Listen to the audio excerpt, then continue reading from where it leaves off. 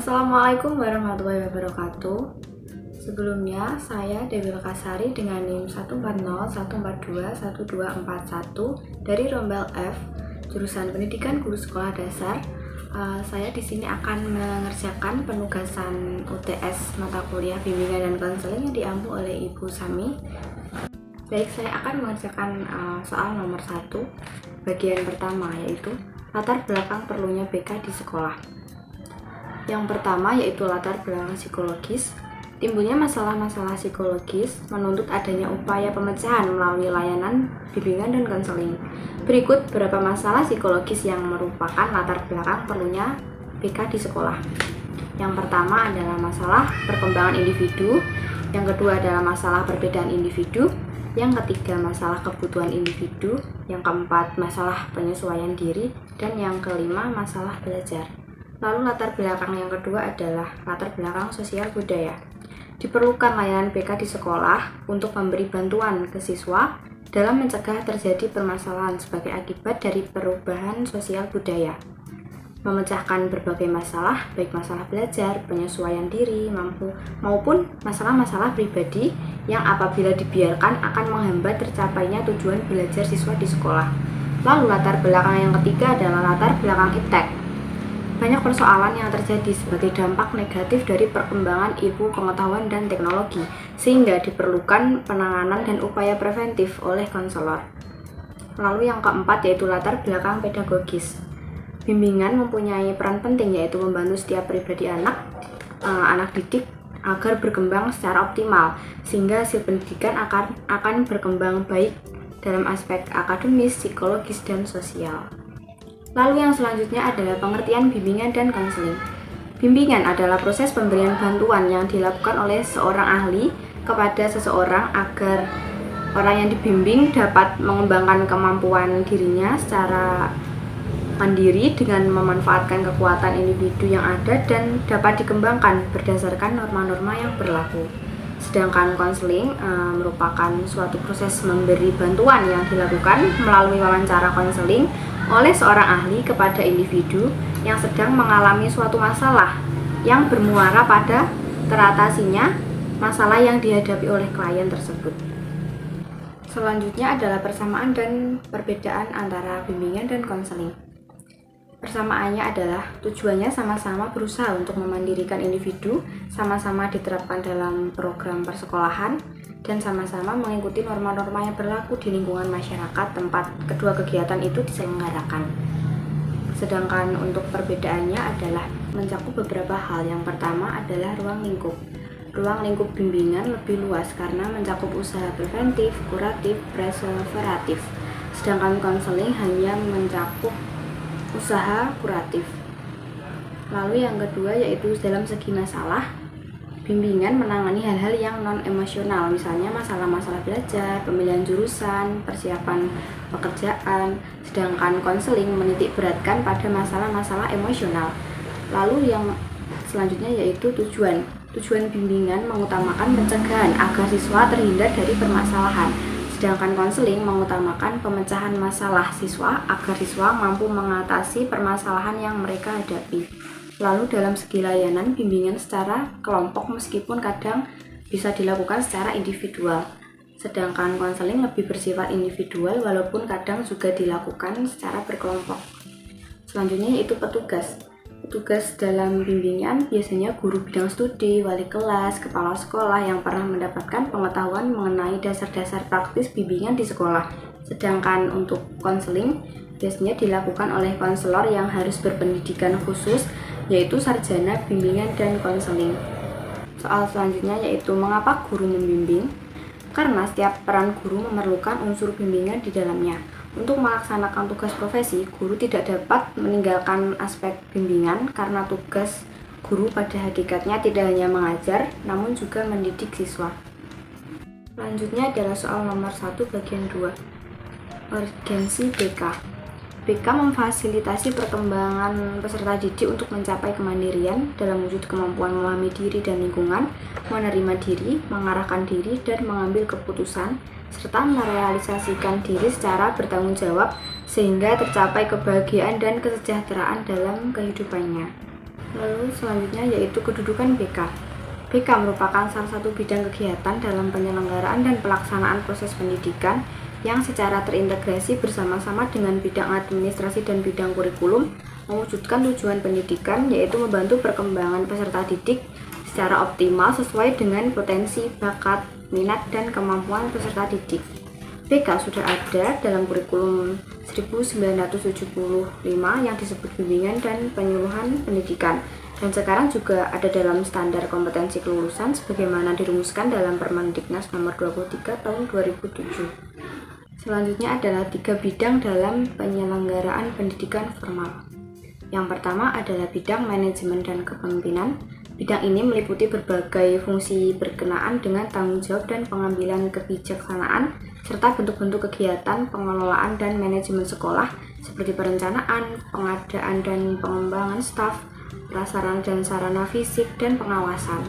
Lalu yang kedua yaitu bidang pembelajaran yang mendidik.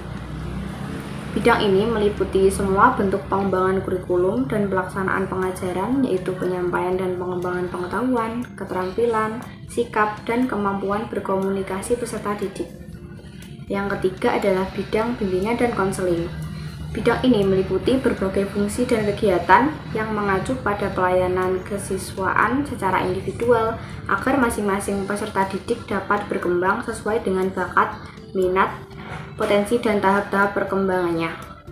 Selanjutnya adalah keunikan dan keterkaitan tugas guru dan konselor.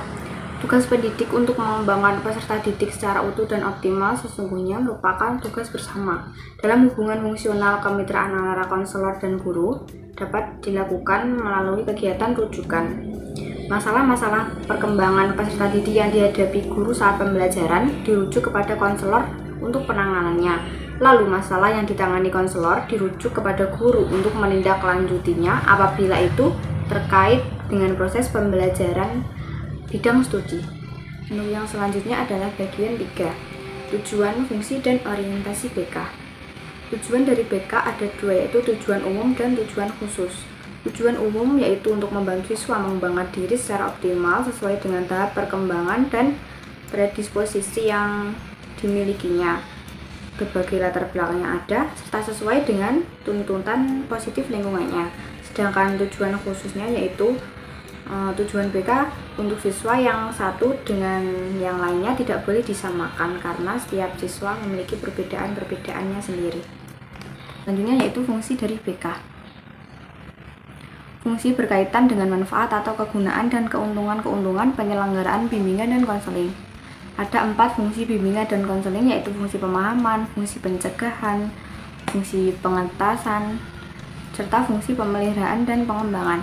Fungsi pemahaman adalah fungsi bimbingan dan konseling yang antara lain menghasilkan pemahaman tentang sesuatu oleh siswa maupun pihak-pihak tertentu sesuai dengan keperluan pengembangan siswa. Lalu fungsi pencegahan adalah fungsi bimbingan dan konseling yang berusaha untuk mencegah timbulnya masalah bagi siswa yang dapat menghambat perkembangannya. Fungsi pengentasan adalah fungsi bimbingan dan konseling yang akan menghasilkan teratasinya berbagai masalah yang dihadapi siswa. Dan yang terakhir adalah fungsi pemeliharaan dan pengembangan. Berarti bahwa layanan bimbingan dan konseling dapat membantu para siswa dalam memelihara dan mengembangkan keseluruhan pribadinya secara mantap, terarah, dan berkelanjutan. Lalu yang selanjutnya adalah orientasi dari BK. Orientasi bimbingan dan konseling mengacu pada pusat perhatian atau titik berat. Orientasi bimbingan dan konseling meliputi orientasi perorangan, orientasi perkembangan, dan orientasi permasalahan. Orientasi perorangan berarti pusat perhatian dan titik berat pelayanan bimbingan dan konseling diarahkan kepada orang perorangan sasaran layanan. Lalu orientasi perkembangan melihat sasaran layanan sebagai individu yang sedang berkembang. Sedangkan orientasi permasalahan bermaksud mengarahkan perhatian guru BK kepada kemungkinan adanya masalah pada diri sasaran layanan. Kalau ternyata masalah itu memang ada, layanan bimbingan dan konseling berusaha mengentaskannya. Selanjutnya adalah bagian 4, yaitu asas-asas dan prinsip-prinsip dari bimbingan dan konseling. Yang pertama adalah asas-asas bimbingan dan konseling. Asas-asas BK adalah ketentuan yang harus diterapkan dalam penyelenggaraan layanan itu karena pelayanan bimbingan dan konseling adalah pekerjaan profesional. Asas-asasnya meliputi kerahasiaan, kesukarelaan, keterbukaan, kekinian, kemandirian, kegiatan, kedinamisan, keterpaduan, kenormatifan, keahlian, alih tangan, dan tuturi handayani. Lalu yang kedua adalah prinsip bimbingan dan konseling yang merupakan paduan hasil kajian teoritik dan telaah lapangan yang digunakan sebagai pedoman dalam pelaksanaannya. Prinsip-prinsipnya ada dua, yaitu umum dan khusus. Prinsip umum diantaranya bimbingan harus berpusat pada peserta didik atau siswa yang dibimbing. Bimbingan harus dimulai dengan identifikasi kebutuhan-kebutuhan yang dirasakan oleh siswa yang dibimbing. Terus bimbingan harus bersifat fleksibel dan lain-lain. Sedangkan prinsip khususnya yaitu prinsip yang berkenaan dengan sasaran layanan, permasalahan individu, program layanan, dan pelaksanaan layanan. Lalu saya akan menjawab pertanyaan nomor 2. Bantuan-bantuan yang pernah saya berikan kepada orang lain yaitu yang pertama, membantu anak-anak SD sekitar rumah saya untuk belajar bersama, menggambar bersama. Lalu yang kedua yaitu membantu adik kelas saya saat akan masuk perguruan tinggi tentang menemukan bakat dan minat yang sesuai dengan jurusan yang akan diambil. Hal tersebut merupakan kegiatan bimbingan menurut saya karena kegiatan tersebut pada hakikatnya memberikan bantuan yang dilakukan untuk mengembangkan kemampuan diri dan kemandirian orang yang dibimbing. Lalu selanjutnya saya akan menjawab pertanyaan nomor 3, yaitu gambaran terkait penerapan bimbingan dan konseling tentang tujuan BK, fungsi BK, orientasi BK, dan asas-asas BK. Dalam menerapkan bimbingan dan konseling, guru harus memperhatikan tujuan, fungsi, orientasi, dan asas-asas BK. Berikut peran guru dalam pelayanan BK yaitu membantu guru BK mengidentifikasi siswa yang memerlukan pelayanan bimbingan dan konseling serta membantu pengumpulan data tentang siswa. Lalu yang kedua yaitu mereferral siswa yang memerlukan pelayanan bimbingan dan konseling kepada guru BK. Lalu yang ketiga, menerima siswa alih tangan dari guru BK. Lalu yang keempat, memberikan kesempatan dan kemudahan kepada siswa yang memerlukan layanan bimbingan dan konseling untuk mengikuti layanan yang dimaksudkan. Lalu yang kelima yaitu berpartisipasi dalam kegiatan khusus penanganan masalah siswa seperti konferensi kasus atau kunjungan rumah. Dan yang keenam adalah membantu pengumpulan informasi yang diperlukan dalam rangka penilaian pelayanan bimbingan dan konseling serta upaya tindak lanjutnya. Sekian jawaban UTS mata kuliah bimbingan dan konseling dari saya. Apabila ada kesalahan saya mohon maaf. Terima kasih. Wassalamualaikum warahmatullahi wabarakatuh.